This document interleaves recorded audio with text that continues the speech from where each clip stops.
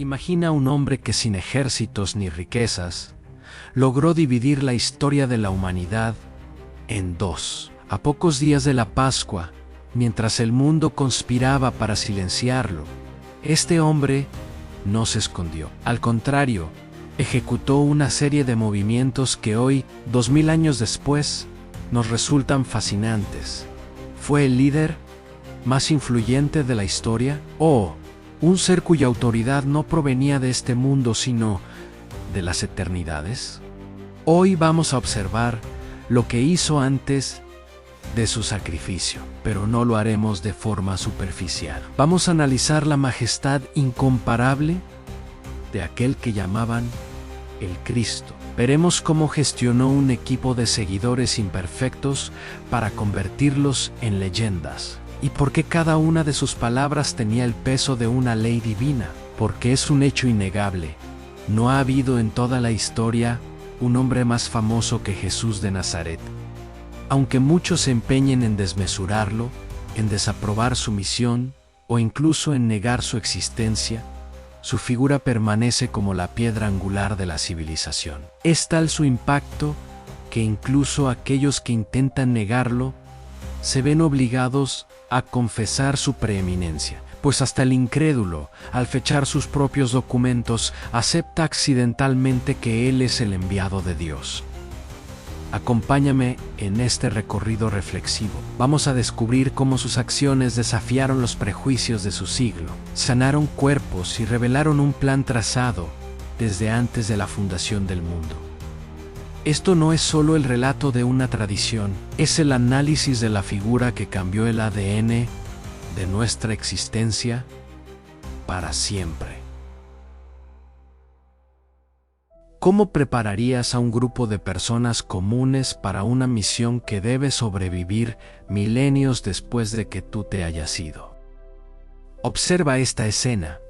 No es solo una reunión de amigos, es la formación del carácter más intensa de la historia. Aquí, en la intimidad, vemos a Jesús rodeado de su círculo más cercano, los 12 apóstoles, pero también sus amigos de Betania y su familia, gente con miedos, con dudas y con una comprensión aún muy limitada de lo que estaba por suceder.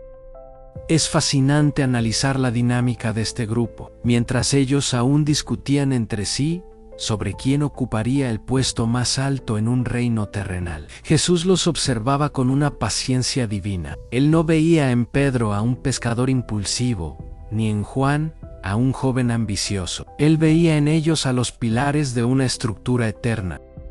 Aquí es donde descubrimos que la humildad es la forma más alta de autoridad. Jesús no usó su poder para dominarlos, sino para elevarlos. Los trataba con la ternura de un padre y la disciplina de un maestro, permitiendo que sus debilidades salieran a la luz para luego transformarlas en fortalezas inquebrantables. En estas reuniones privadas, previas a la Pascua, cada palabra era una semilla. Jesús estaba transfiriendo su visión a un equipo que, en ese momento, no entendía que el liderazgo en su reino se mide por el servicio, no por el estatus. No buscaba seguidores que le aplaudieran, sino amigos que estuvieran dispuestos a dar la vida por una causa que aún no alcanzaban a vislumbrar. Obsérvalos. Bien, son hombres y mujeres de carne y hueso, con fallas idénticas a las nuestras, siendo moldeados por las manos del Creador. Porque en ese instante, bajo la calidez de su voz, ellos no sabían que estaban siendo preparados para sostener el peso del mundo sobre sus hombros. ¿Es posible que el Creador del universo sienta sed? ¿Es posible que aquel que sostiene los océanos en la palma de su mano necesite que una desconocida le ofrezca un poco de agua? Observa esta imagen con detenimiento. No es solo un encuentro casual en un camino polvoriento. Es uno de los momentos más disruptivos y profundos de toda la historia sagrada. Estamos ante el pozo de Jacob, en las tierras de Samaria. El sol está en su cenit, el calor es sofocante, y Jesús, fatigado por el viaje, decide sentarse a esperar.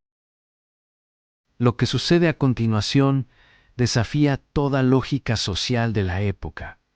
Una mujer se acerca. Ella no es solo una desconocida, es una samaritana, y en aquel siglo, la brecha entre judíos y samaritanos era un abismo de odio, prejuicios y siglos de conflicto religioso. Para un maestro judío, dirigirle la palabra a ella era, en términos prácticos, un suicidio social. Pero aquí es donde vemos la majestad incomparable de Jesús. Él no ve una etiqueta racial, él ve un alma sedienta. Jesús inicia la conversación con una petición de humildad extrema. Dame de beber. Al hacerlo, rompe instantáneamente tres muros invisibles: el muro del género, el muro de la raza y el muro de la religión. Él, que posee la autoridad de las eternidades, se coloca en una posición de vulnerabilidad para ganar la confianza de alguien que el resto del mundo habría preferido ignorar. Analiza este intercambio. Jesús no la juzga por su pasado, aunque lo conoce a la perfección. Él utiliza la sed física de ella para revelarle una verdad que cambiaría su ADN espiritual. La existencia de un agua viva no es un agua que fluye de la tierra, sino una que brota desde el interior de la propia alma, una fuente que salta para vida eterna. Imagina el impacto en el corazón de esa mujer. Ella fue al pozo buscando ocultarse de las miradas críticas de su pueblo al mediodía, y terminó encontrándose con la mirada que lo conoce todo, pero que lo ama todo. Jesús le revela su identidad mesiánica con una claridad que no había mostrado ni siquiera ante los grandes concilios de Jerusalén. Se lo dijo a ella, a una mujer extranjera y marginada. Este acto nos enseña que el ministerio de Jesús antes de la Pascua no era un tour de aplausos, sino una misión de rescate. Él estaba demostrando que su reino no conoce fronteras humanas. Estaba enseñando que la verdadera adoración no depende de una montaña o de un templo físico, sino de la honestidad del espíritu. Mientras la luz del sol golpea el borde del pozo en tu pantalla, reflexiona en esto. Jesús se tomó el tiempo de detenerse, de cansarse y de pedir ayuda, solo para demostrar que nadie es demasiado pequeño o está demasiado lejos para ser alcanzado por la divinidad. Él transformó un cántaro de agua común en un símbolo de libertad eterna. Y cuando ella dejó su cántaro para correr a la ciudad, no solo llevaba una noticia, llevaba el fuego de una transformación que aún hoy, miles de años después, sigue saciando la sed de millones de personas que buscan un propósito real en un mundo árido. Porque en aquel pozo, el Mesías no solo bebió agua, él sembró la eternidad. ¿Qué sucede cuando la fuente de la vida camina por las calles de una ciudad marcada por la muerte y la enfermedad? Mira esta imagen. No es un desfile real con alfombras rojas, es el escenario de una batalla espiritual y física en el corazón mismo de la civilización de su época. Jesús no se quedó en la paz de las montañas. Él entró en el ruido, en el polvo y en el dolor de las multitudes urbanas. Aquí, rodeado de personas que gritaban su nombre, vemos una de las facetas más impactantes de su ministerio antes de la Pascua: su dominio total sobre la creación. Es fascinante analizar la autoridad con la que se movía. Mientras los médicos de su tiempo se rendían ante la lepra, la ceguera o la parálisis, Jesús actuaba con una seguridad que desafiaba toda lógica humana. Para él, sanar no era un experimento, era el ejercicio de una ley superior que solo él conocía perfectamente. Como si fuera el arquitecto que regresa a una casa en ruinas, él no pedía permiso a la enfermedad para irse, él simplemente ordenaba que la vida retomara su lugar. Detente un momento en el rostro de las personas que lo rodean. Hay desesperación, hay curiosidad, pero sobre todo, hay un reconocimiento instintivo de que este hombre es el dueño de la vida. Cada vez que Jesús extendía su mano para tocar a un enfermo, estaba cometiendo un acto de rebelión contra el sufrimiento. En una sociedad donde los enfermos eran marginados y considerados impuros, el contacto físico de Jesús era un terremoto social. Él no solo sanaba el cuerpo, él reintegraba al ser humano a la comunidad. Él tocaba lo que nadie quería tocar y amaba lo que el mundo consideraba roto. Analiza el peso de este poder justo antes de la Pascua. Jesús sabía que pronto su propio cuerpo sería herido, que su propia piel sería desgarrada, y aún así gastaba sus últimas energías y sus últimas horas en restaurar los cuerpos de otros. Era una demostración pública de que su reino no era de teorías filosóficas, sino de poder real. Si podía ordenar a una pierna inerte que caminara, o a un ojo ciego que viera la luz del sol, ¿qué no podría hacer con las almas de toda la humanidad? Sanar en medio de la ciudad era también un mensaje directo a las autoridades de su tiempo. Era decirles: ustedes tienen las leyes, pero yo tengo la vida. Cada milagro era una credencial divina que confirmaba su identidad como el Hijo del Dios viviente, aquel que fue preordenado desde las eternidades para vencer no solo la enfermedad, sino la tumba misma.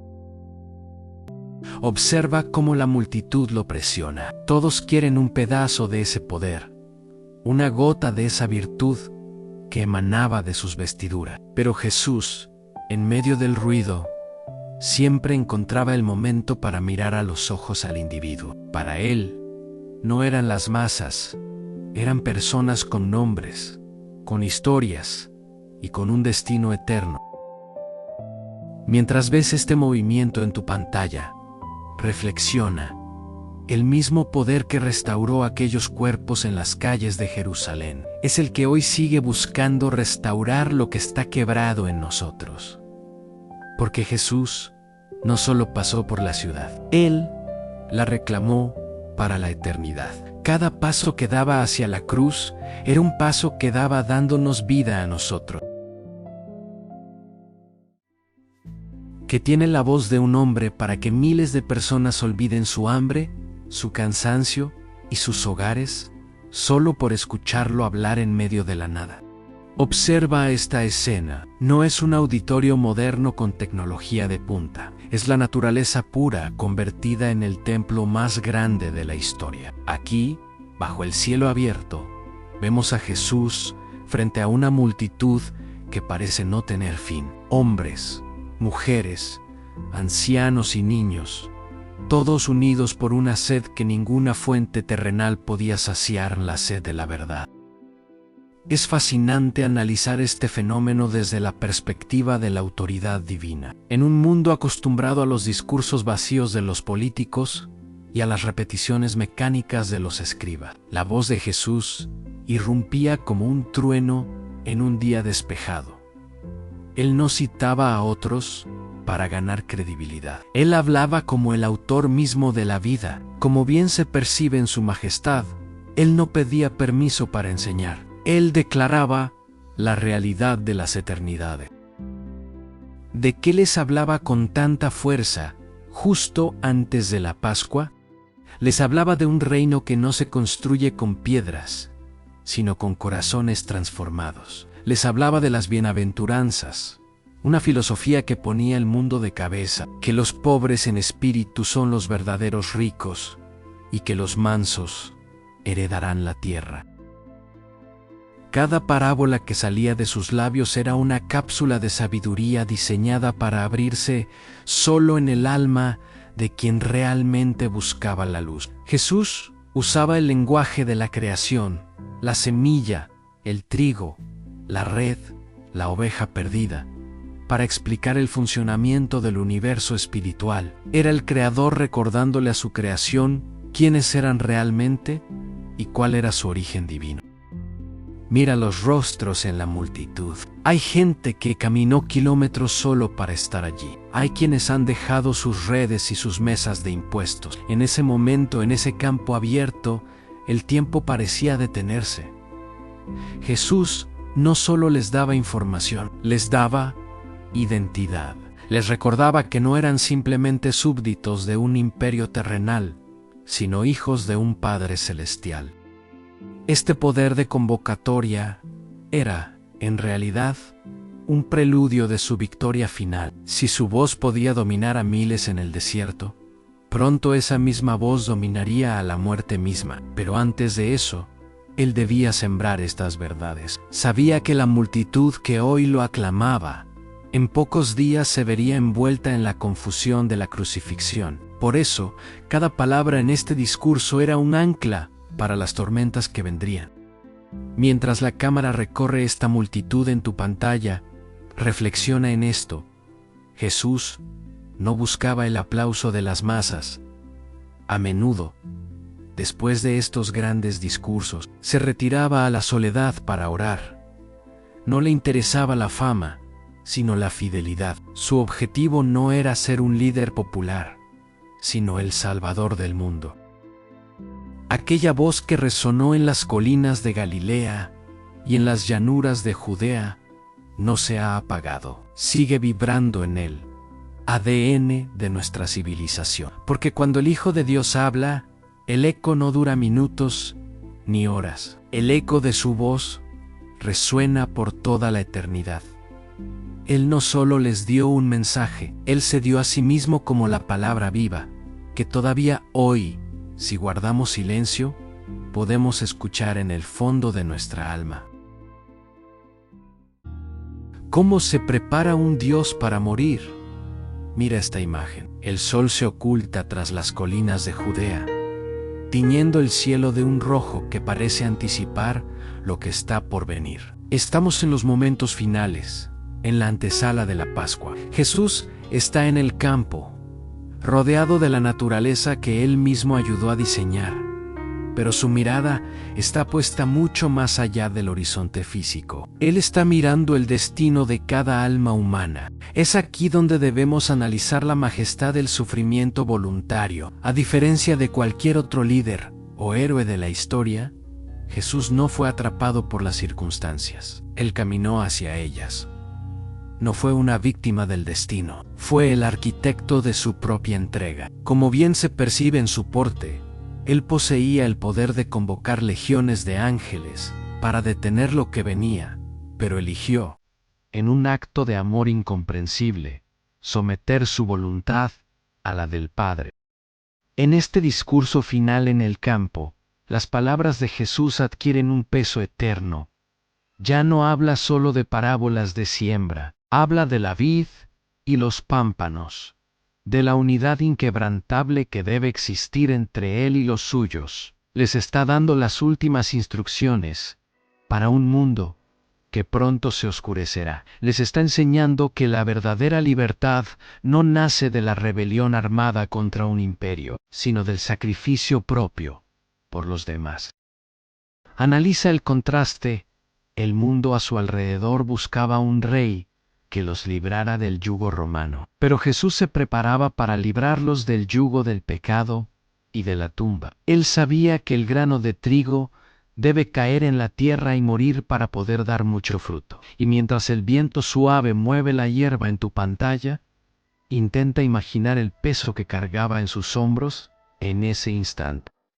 Jesús no tenía miedo a la muerte, pero sentía el peso infinito de la justicia que estaba a punto de satisfacer. En ese lugar, antes de entrar a Jerusalén, Él reafirma su identidad como el buen pastor, el que conoce a sus ovejas por nombre y está dispuesto a dar su vida por ellas. No hay rastro de amargura en su rostro, solo una benevolencia que desafía cualquier lógica humana. Esta es la verdadera esencia de la Pascua que se acerca. No es solo el recuerdo de un evento antiguo, es el reconocimiento de una victoria que se gestó en la soledad de estos campos. Jesús estaba transformando el concepto de poder. Estaba demostrando que la mayor fuerza del universo no es el odio que destruye, sino el amor que se entrega. Observa cómo se despide de la paz del campo para dirigirse al ruido del juicio y la cruz. Lo hace con la dignidad de un rey que va a reclamar su trono, aunque ese trono sea un madero ensangrentado, porque él sabía que después de la oscuridad del viernes, vendría el estallido de luz del domingo. Mientras el video llega a su fin, quédate con esta reflexión. Todo lo que hemos analizado, su liderazgo con los discípulos, su compasión en el pozo, su poder en la ciudad y su voz ante las multitudes, converge en este momento. Jesús de Nazaret, el nombre más famoso de la historia, el ser que divide el tiempo en dos, está a punto de realizar el acto de amor más grande que el cosmos haya presenciado jamás. Él no solo vivió para enseñarnos, Él vivió para rescatarnos. Y al cerrar este capítulo en el campo, el escenario queda listo. El león de Judá se convierte en el Cordero de Dios y la historia, tal como la conocemos, nunca volverá a ser la misma, porque la Pascua no es el final de su historia, es el comienzo de la nuestra. Hemos recorrido escenas que no solo ocurrieron en el tiempo, sino que ocurren hoy en la eternidad de nuestra propia alma. Si has llegado hasta aquí es porque, al igual que millones a lo largo de la historia, has sentido que hay algo más, que la Pascua no es un evento del pasado, sino una realidad presente que tiene el poder de restaurar, elevar y dar propósito. Este análisis no busca solo informar tu mente, sino reconectar tu espíritu con la verdadera esencia de aquel que nos amó primero.